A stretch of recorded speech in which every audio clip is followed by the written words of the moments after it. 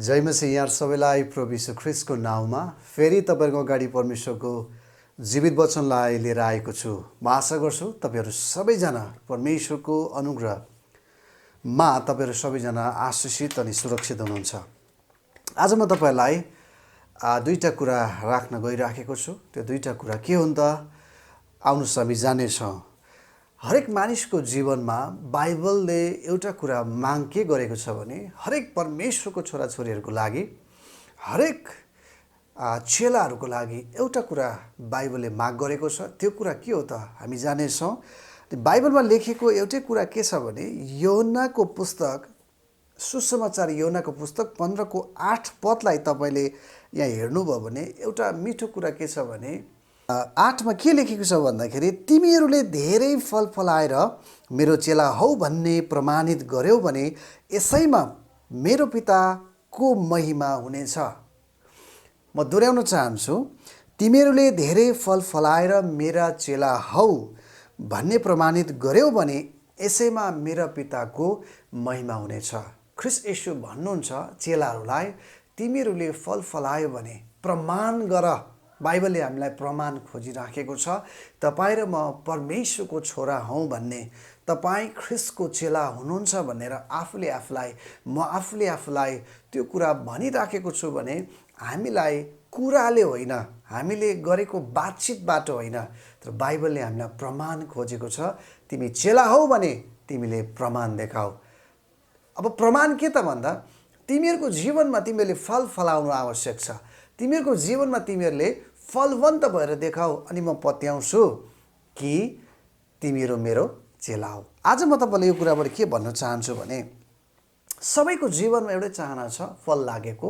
र हामीलाई बाइबलले अघि भर्खरै योना 15:8 लेखेको छ, त्यहाँनिर लेखिसकेको छ, तिमीले प्रमाण गरेर देखाऊ, मेरो चेला हौ भने तिमीहरूको जीवनमा फल लागोस्। यदि फल लागेको छैन भने कसरी म तिमीलाई चेला भन्ने?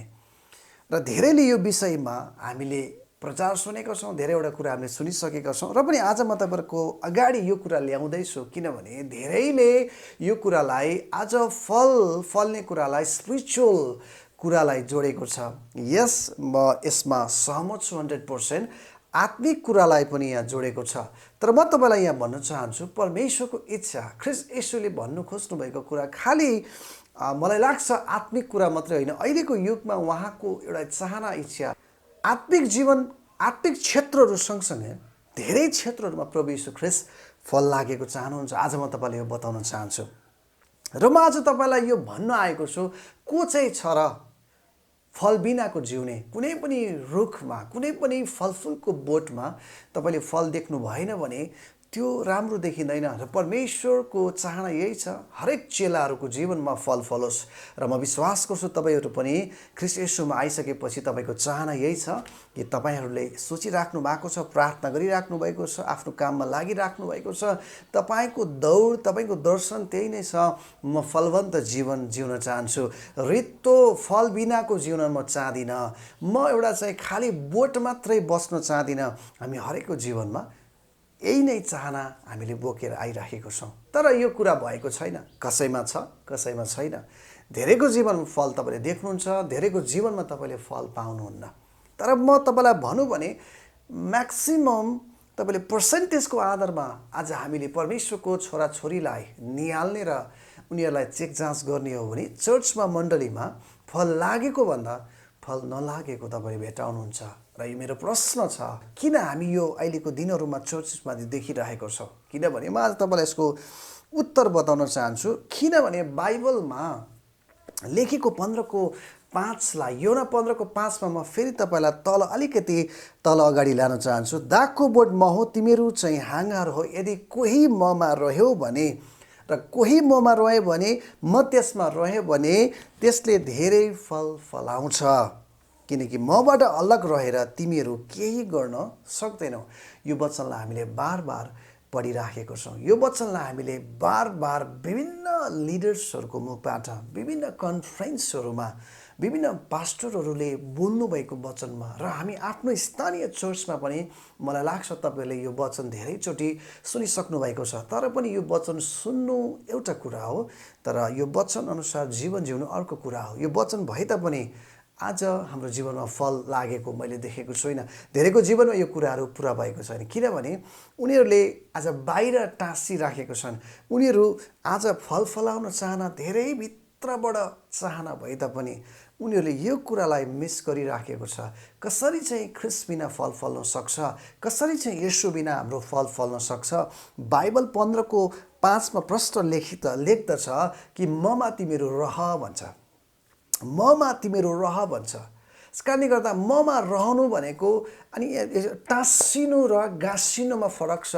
आज म तपाईँलाई यो कुरा भन्न चाहन्छु, तपाईँ टाँसिन चाहनुहुन्छ भने त्यसले मलाई थाहा छैन कति फल ल्याउँछ, तर गाँसिनु भनेको चाहिँ नि तपाईँ त्यो बोर्डसँग पुरा गाँसिनु हो। तपाईँ हाँगाउनुहुन्छ त्यो बोर्डसँग गाँसिनु, ज्वाइन हुनु हो। अनि आज नेपाली बाइबलमा रह्यौँ भनेर लेखेको छ, तर इङ्ग्लिस बाइबलमा तपाईँले मेसेज बाइबलमा हेऱ्यो भने व्हेन यु आर जोइन्ड भनेर लेखेको छ। When you are joined with me, when you are joined with me and I with you भनेर लेखेको छ। यो बाइबलको वचनलाई तपाईँले राम्रो हेर्नुभयो भने नि जोइन हुनु, गाँसिनु चाहिँ सबैभन्दा ठुलो कुरा हो। टाँसिनु अझै नेपालीमा रहनु मात्रै भनेको छ, र मेसेज बाइबलमा तपाईँले इङ्ग्लिस बाइबलमा तपाईँले हेर्नुभयो भने जोइन हुनु भनेको छ। तपाईँ त्यसमा चाहिँ पुरै तपाईँ त्यहाँनिर चाहिँ एकदमै गाँसिनु पर्यो। जब हामी ख्रिस्ट येशूसँग गाँसिँदैनौँ, हामी येशूसँग एकदम भित्र रूपमा गाँसेको छैन भने तपाईँ नसोच्नुहोस् तपाईँ र मेरो जीवनमा फल लाग्छ।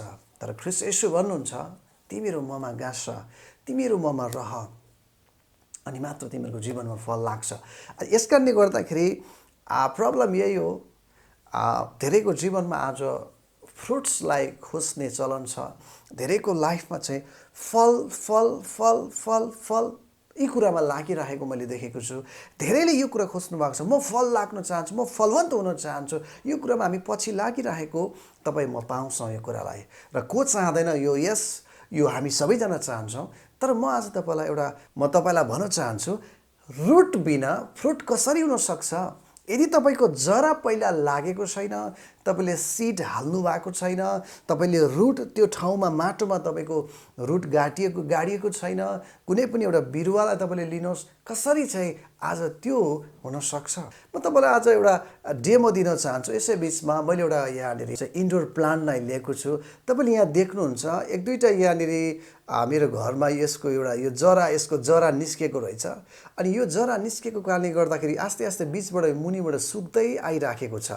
तपाईँले यहाँनिर हेर्नुभयो भने धेरै हरियो तपाईँले यहाँनिर पाउनुहुन्छ। यहाँ हरियो छ, यहाँ हरियो छ, यहाँ हरियो छ, तर बिचमा तपाईँले कता कता सुकेको छ। अनि यो पनि छुटेको छ, माटोबाट यो जरा निस्केको छ, मुनिबाट सुक्न सुरु भएको रहेछ। मैले यसरी निकालेको, यो आफै आउँदै रहेछ। अनि मसँग यो थियो, मैले यो वचन सँगसँगै यो कुरा तपाईँलाई एउटा डेमो दिनको लागि ल्याएँ। आज म यहाँबाट के भन्न चाहन्छु भने यो जरा जसले छोडेको छ नि, जुन हाँगाले, अब यो फल्दैन, यो आस्ते बिचबाट मुनिबाट सुक्दै आइरहेको छ। अब यो पुरा सुक्छ, अनि यो सुकेको कुरालाई हामी फ्याँक्छौँ। तर जसले जरा यहाँभित्र अझै पनि गाडिराखेको छ, यिनीहरू हरियो भइराखेको छ। आज म तपाईँलाई यहाँबाट के भन्न चाहन्छु भने फ्रुट फ्रुट फ्रुट भनेर हामी नहिँडौँ, तर पहिला रुटलाई तपाईँले ध्यान दिनुहोस्। First root then fruit. जब तपाईँले पहिलो रुटलाई ध्यान दिनुहुन्छ, जरालाई, तब बल्ल तपाईँले फलवन्त जिन्दगी पाउनुहुन्छ। रुटलाई तपाईँले जब ध्यान दिनुहुन्छ नि, फ्रुट तपाईँको जीवनमा आफै आफ फल्न सुरु हुन्छ। तर रुटै तपाईँको जीवनमा आज गाडिएको छैन, रुटै तपाईँको आज कमजोर भएको छ, रुटै आज यसरी मैले अघि देखाएको जस्तै माथितिर निस्किराखेको छ। तर आज हामी छौँ भनेको जस्तो मात्रै गर्छौँ भने तपाईँको जिन्दगीमा कहिले पनि फल लाग्दैन। र बाइबलले हामीलाई भन्छ जबसम्म जोइन हुँदैन नि मसँग, यीशु ख्रिस्टसँग, तिमीले फल फलाउन सक्दैनौ। र नफलाउने हाँगालाई बाइबलले भन्छ 6:15 मिल्काइनेछ, फ्याँकिनेछ भन्छ। यस कारणले गर्दा आज म तपाईँलाई भन्छु, फल फलाउन तपाईँहरू खोजिराख्नु भएको छ, प्रभु येशूलाई महिमा होस्। तर तपाईँले रुट चेक गर्नुहोस्। पहिलो रुट त्यसपछि फ्रुट, पहिलो रुट त्यसपछि फ्रुट। आज हामी रुटलाई यादै गर्दैनौँ, हल्का सम्झिन्छौँ। ख्रिस्ट येशूसँगको सम्बन्ध, ख्रिस्ट येशूसँगको एउटा चाहिँ घनिष्ठतालाई हामी याद गर्दैनौँ। तर फ्रुट खै फलेको, मेरो जीवनमा खै फल फलेको, खै फल लागेको भनेर धेरैले प्रश्न गरेको मैले देखेको छु, सुनेको छु। किनभने जसको जीवनमा फ्रुट छैन नि, उनीहरूको जीवनमा तपाईँले याद गर्नुहोस्, उनीहरूको रुट नभएको कारणले फ्रुट नगएको हो। यस कारणले गर्दा तपाईँले फोकस गर्नुपर्ने कुरा चाहिँ रुट हो। पहिलो तपाईँले रुटमा तपाईँले धेरै फोकस गर्नुहोस्, त्यसमा गोडमेल गर्ने, त्यसमा पानी हाल्ने, त्यसमा कसरी हुन्छ ख्रिस्ट येशूसँगको सम्बन्ध, उहाँसँग गाडिने, उहाँसँग जोइन भइराख्ने कुरालाई तपाईँ जब फोकस गर्नुहुन्छ तब त्यसै नै अनि जराबाट तपाईँको त्यो तपाईँले पाएको सबै इनर्जीहरू तपाईँको हाँगामा आफै आफ लाग्छ। यस कारणले गर्दा दागको बोट म हुँ, बोटमा तपाईँ गाँसिन मात्रै पर्छ। त्यो कुरालाई तपाईँले ध्यान दिनुहोस्, तपाईँले कता गाड्दै हुनुहुन्छ, कुन कुरामा तपाईँ गाड्दै हुनुहुन्छ। जब तपाईँले जरालाई, रुटलाई तपाईँले फर्स्ट फोकस दिनुहुन्छ, फ्रुट्स आफै आफ फलेको तपाईँको आफ्नो जीवनमा तपाईँले पाउनुहुन्छ। यस कारणले गर्दा प्रभु यीशुलाई महिमा होस्। र अर्को कुरा म तपाईँलाई भन्न चाहन्छु, आत्मिक जीवन सँगसँगै भौतिक जीवनमा पनि तपाईँले आफ्नो जरालाई गाड्नुहोस्। किनभने परमेश्वरको इच्छा र चाहनाले आज हामीले धेरैले यो कुरालाई चाहिँ फल फल्ने कुरालाई, मैले अघि पनि तपाईँलाई यो कुरा राखेँ, फल फल्ने कुरालाई धेरैले आज खालि स्पिरिचुअल कुरासँग दाँजेको छ। तर फलवन्त हुनु भनेको सबै क्षेत्रहरूमा भलो हुनु, सबै क्षेत्रमा फलवन्त हुनु हो। जसरी तपाईँले आत्मिक रूपमा वृद्धि हुनको लागि ख्रिस्ट येशूमा तपाईँ जरा गाड्नुपर्छ, त्यसरी तपाईँ अन्य कुरामा के कुरामा तपाईँ फलवन्त हुन चाहनुहुन्छ त्यो कुरामा पनि तपाईँले राम्रो कुरामा जरा गाड्नुहोस्। जब तपाईँले त्यो कुरामा नि गाड्नुहुन्छ, तपाईँ इन्जिनियर तपाईँ बन्न चाहनुहुन्छ भने तपाईँ भोलिको लागि त्यो पनि एउटा फ्रुट हो। त्यसको लागि तपाईँले कुन कुरामा जरा गाड्नुपर्छ अहिले त्यो कुरामा तपाईँले फोकस गर्नु पर्यो। तपाईँ बिजनेस गर्न चाहनुहुन्छ, त्यो कुरामा तपाईँले जरा पुरा गाड्नु पर्यो, पछि त्यो फ्रुट्स तपाईँले पाउनुहुन्छ। तपाईँको व्यापार, तपाईँको बिजनेस, तपाईँको विभिन्न किसिमको कुराहरूलाई जराइदेखि जब तपाईँ मजबुत हुनको लागि तपाईँ सुरु गर्नुहुन्छ, अन्य कुरामा पनि तपाईँको फल फल्न सुरु गर्छ। मतलब आज आत्मिक कुरामा पनि तपाईँले ख्रिस्ट येशूसँग जोइन हुनु, गाडिनु, त्यसमा गहिरिनुले पनि तपाईँलाई फलवन्त पार्छ भने अन्य कुरामा, भौतिक क्षेत्रमा पनि तपाईँ जुन कुरामा फलवन्त हुन चाहनुहुन्छ, बिजनेस, व्यापार, विभिन्न किसिमको क्षेत्रहरूमा तपाईँले त्यसमा पनि त्यही नै रुल्स कायम हुन्छ, त्यही नै रुल्स हो।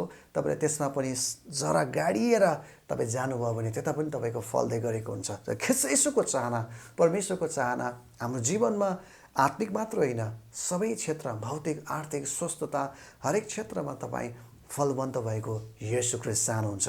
र अन्तमा म तपाईँलाई यही भन्न चाहन्छु, जिन्दगीमा तपाईँ फलवन्त हुनु सोचिराख्नु भएको छ भने तपाईँले फ्रुट किन फलेन, फल किन मेरो जीवनमा लागेन? किनभने धेरै हामी मानिसहरू फलतिर कुदिराखेको छौँ, तर आज रुटलाई हामीले कमजोर बनाएको छौँ। जब तपाईँको रुट बलवन्त हुँदैन, जब तपाईँको रुट एकदमै दह्रोसँग चाहिँ एकदमै तपाईँले स्ट्रङ, तपाईँले रुटलाई स्ट्रङ पार्नु भएको छैन भने तपाईँले फल तपाईँको जीवनमा लाग्नेवालामा छैन। यस कारणले गर्दा आत्मिक रूपमा फलवन्त हुनको लागि येशू ख्रिस्टसँग तपाईँ गाडिएको हुनुपर्छ। र म तपाईँलाई एउटा रहस्यको कुरा बताउन चाहन्छु, जसको जीवनमा आत्मिक रुट बलियो छ उसको फल त लाग्छै लाग्छ, अन्य कुरामा पनि ऊ फलिराखेको हुन्छ। म फेरि दोहोऱ्याउन चाहन्छु, जसको जीवन ख्रिस्टमा गाडिएको छ, उसको रुट गाडिएको छ, आत्मिक रूपमा उसको रुट राम्रो छ भने उसले सबै क्षेत्रहरूमा उसले फल कटनी गरिराखेको हुन्छ। तर उसले जुन आत्मिक रूपमा छु भन्छ तर उसको हरेक क्षेत्रहरू भताभुङ्ग छ भने आज म तपाईँलाई भन्न चाहन्छु, तपाईँको जरा बलियो छैन। कारण पहिलो जरा त्यसपछि फल, पहिलो जरा त्यसपछि फल। जरा तपाईँले जब गाड्नुहुन्छ, फल तपाईँले पाउनुहुन्छ।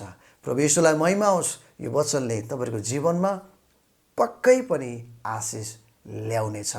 सबैलाई जय मसीह।